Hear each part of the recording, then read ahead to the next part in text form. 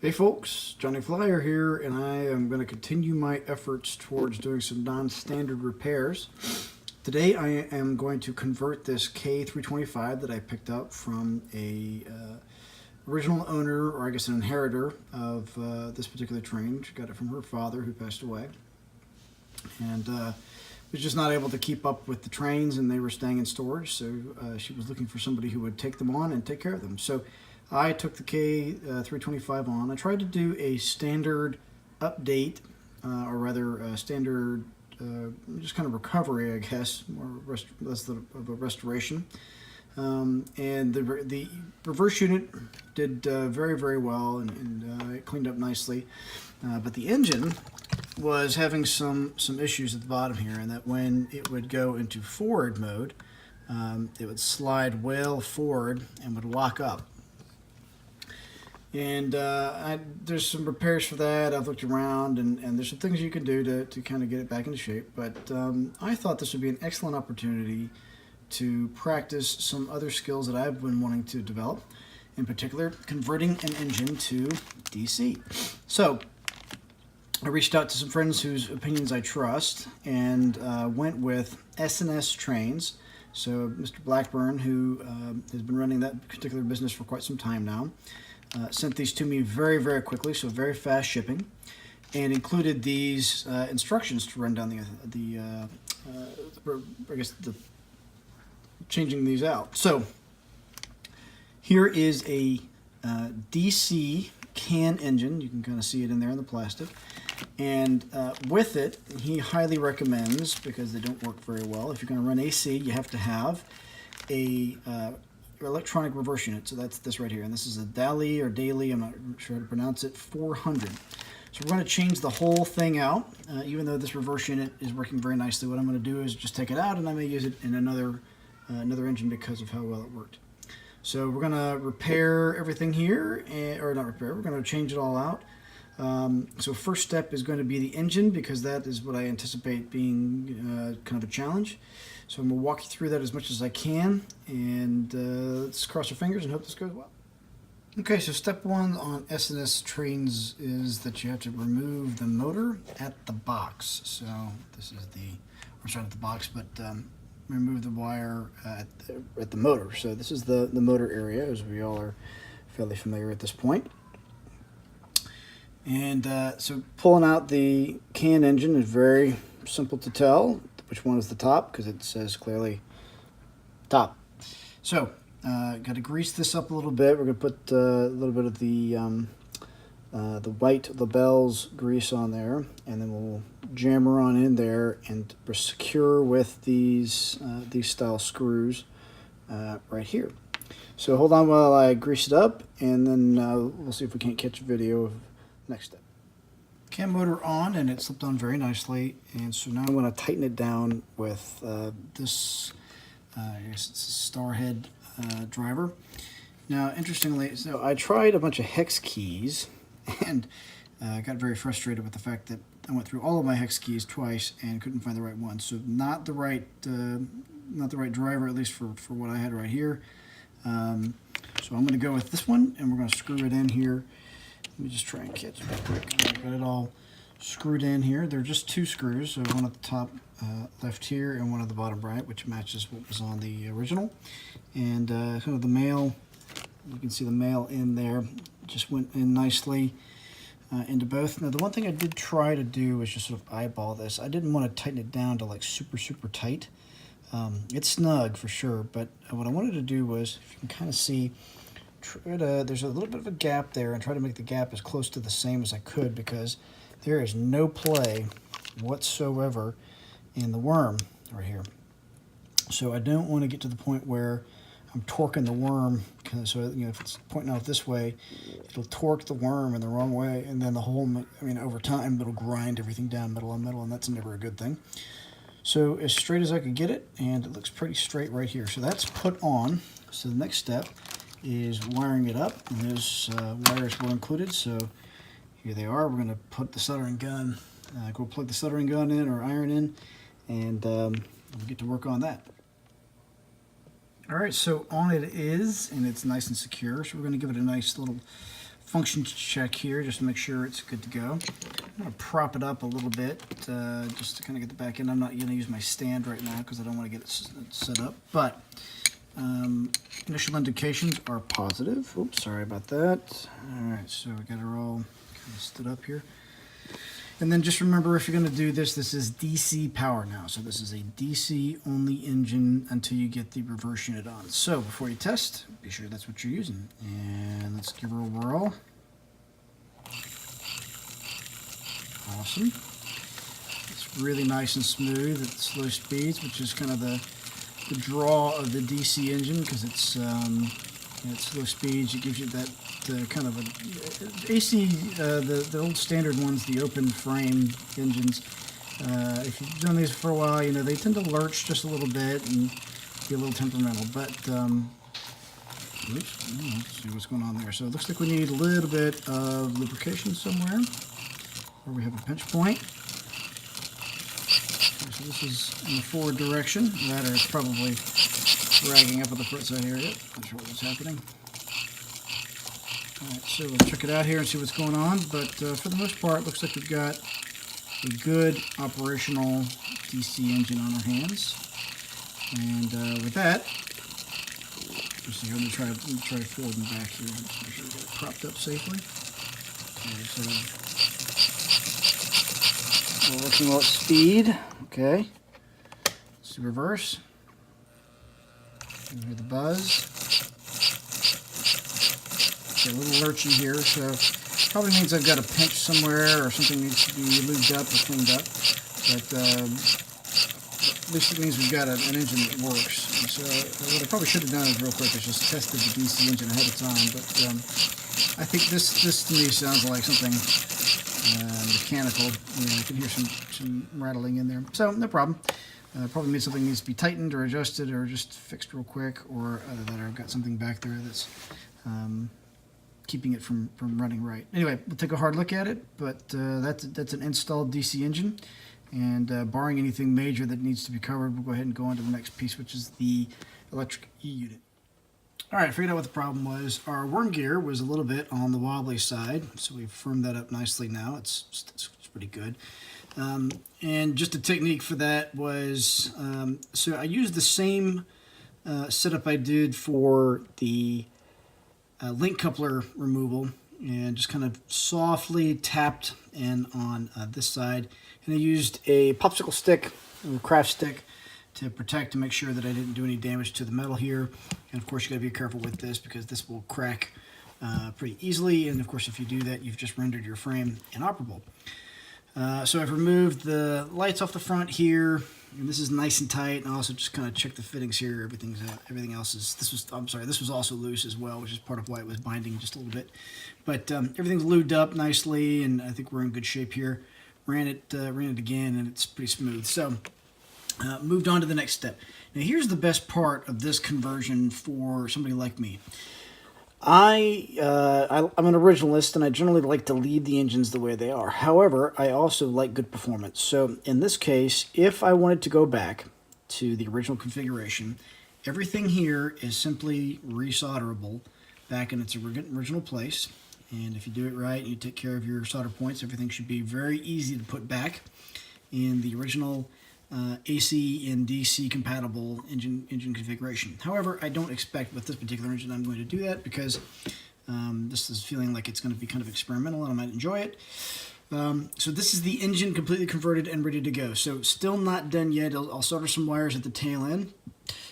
If you read the step 11 there, it says before you solder the motor wires in place, make sure it doesn't reverse first, so I'll keep an eye out for that.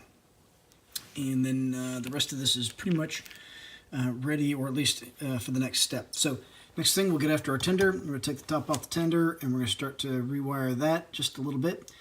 And one cool thing about this too, it looks like we'll be able to hold on to our male-female, what is this called, the board here, and we'll be able to reuse that, so it will be separatable. I'm going to use that term because I'm assuming that's a term. Anyway, our engine looks good. Everything's lubed up. I have confirmed that this sucker will smoke as well, and so I'm relatively comfortable moving on to the next step. All right, See you with the taken apart tender. So we'll get the reverse unit out, and this is a really nice working reverse unit. So I'm going to save this definitely and put it away someplace. I may potentially use it in another engine because that was really, really reliable when I tested it out. Got the wires out of the male end of the 4 prongs. So a little wrinkle to the plan here. I had forgotten that this particular reverse unit has this tender has a speaker in it. So speakers, if you've kind of studied anything about flyers, you know that it works on a resistor capacitor system. These are much, much bigger, obviously, now than what you get now. You can get a capacitor and a reverser in kind of today's technology that's about that big ish with both of them together. So this definitely is much bigger, probably in space than the contemporary one, but I'm going to still try and wire it up. And then the idea is the horn creates a wave within the electrical output, so it hides a wave within the electrical output, and which I think it causes the capacitor to create a sound, or a sort of, well, at least it creates a wave that goes into the speaker, which creates the horn effect. Now, if any of you have heard the American Flyer horn, it's a little bit underwhelming and doesn't really sound like a air chime whistle, but some people like it, some people don't. I'm not a fan. So here's an interesting tidbit. So you can see right there, our poor little speaker has taken some damage in the past couple of years and has a bit of a hole in it. It does work, but it's a little bit anemic, and so I think what I'm going to do is take the next step after this and install a probably a dolly or something similar sound system into this. And so what that will do, we'll take this to almost to a full DCC level engine. But you know, there's a lot of folks who've got some other videos on this about installing it, so this obviously is not groundbreaking work, but for a guy like me who is pretty much a straight American Flyer type of guy, this is pretty new. On to the soldering part, and we'll go ahead and solder the wires on. I'm going to do a little bit different from what the instructions say. I'm going to solder the harness before it gets plugged into the chip here, or to the dolly, to the E unit, because I don't want to bend the pins or risk anything, or actually, you know, get wires too hot. Strange things happen. So, just as an example here, we did a quick soldering right here. Blue goes to the front truck, black will go to the back one, and we'll wire that to here once we strip that just a bit.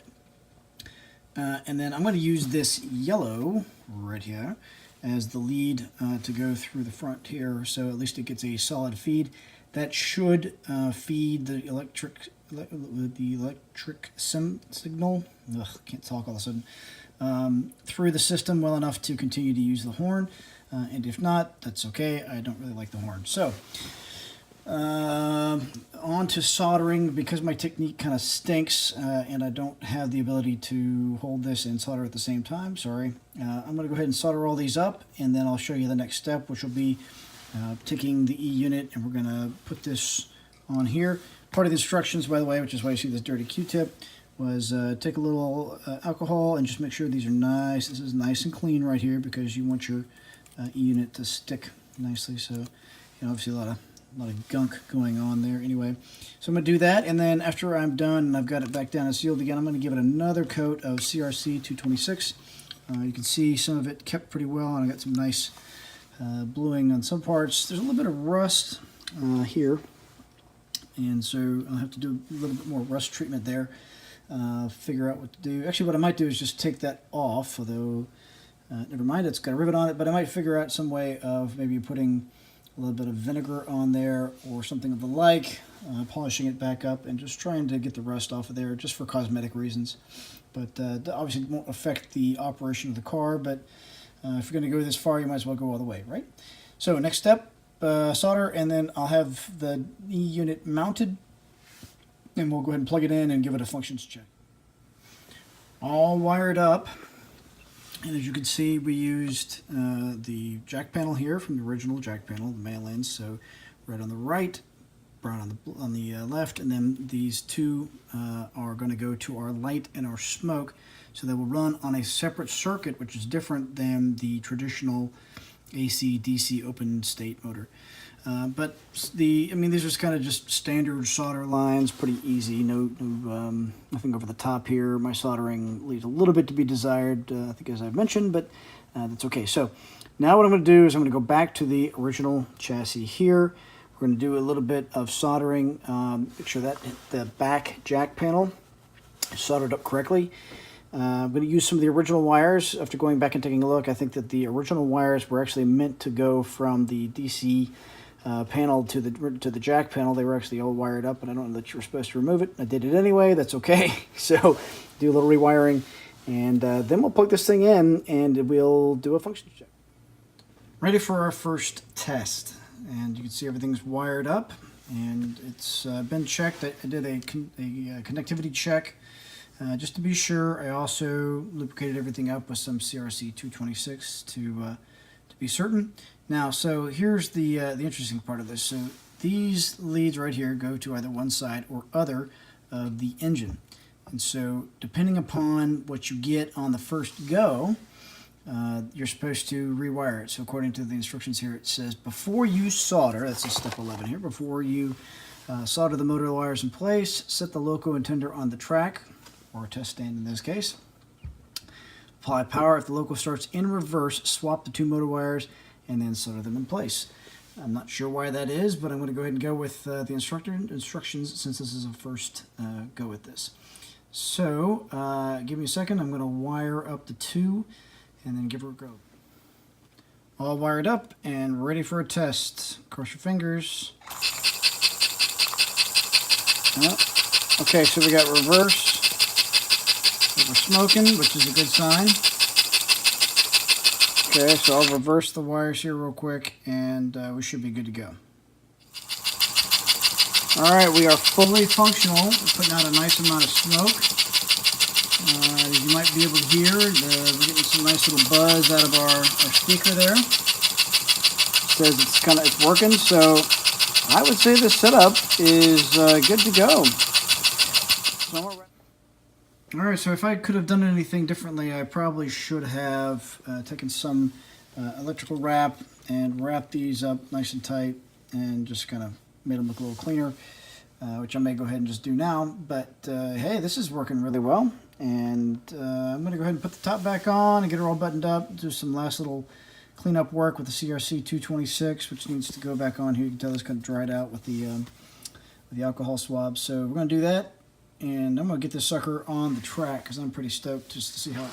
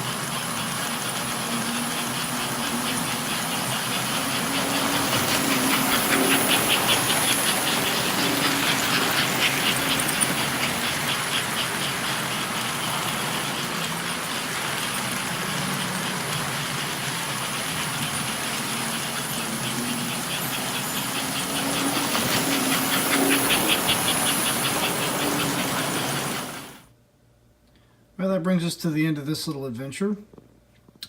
So I wanted a special thanks to S&S Trains for quick service and getting the parts over to me, making it very reliable and with a very easy little sheet there to run off of to do the install. Really, really easy. This is my first one of these, and very happy with the results. Also, so you may have noticed this is kind of a new acquisition here, the stand. This one comes from PE Design. They have an eBay store, and I needed something better than the blocks that I'm sure many of you saw me kind of chalking everything up with. Those were fine and they did okay, but they weren't reliable enough. This is a nice kind of a sturdy stand. It keeps everything up there for steam trains, and this is going to be kind of my go-to thing. I'm going to start moving a lot of this stuff to my second shop as I start to close things down here. I've got about 6 months left. Probably have to close a few things down and just get it packed up for a little bit. Doesn't mean I'm not going anywhere. I'm not leaving the hobby. Just to get some business things and some family things I got to go take care of. So I need to get everything sort of in hold status. But extremely happy with the results here. And anyway, just wanted to do a call out or a shout out for S&S Trains for a great product, good service, and as well for PE Design. Like this a lot. Not as versatile as I'd like for a diesel engine, which is kind of what I was hoping for, more than a steam engine, but I'm happy with this. It has inspired me to do my own little steam stand here. I'm going to put together here in just a little bit. So for the remainder of this on the K325, some cosmetic cleanup and a little bit left to go. You can see it's been loved on and it's been played with. Some paint chips here on the tender.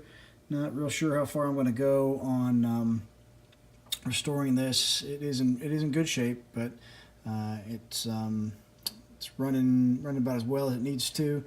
And I think it's going to be nice to have a train that I can use as an experimental train. Anyway, just to kind of send everybody off, I'm going to start her back up and get a little smoke going. She is a great runner, as you saw. And well, thanks for watching, everybody. This has been a great little experiment. Hope this was helpful for some of you who are interested in going the DC route eventually, or DCC route. And for me, this definitely reinforced the fact that I think this is a good direction for me. So other than that, thanks for watching, everybody.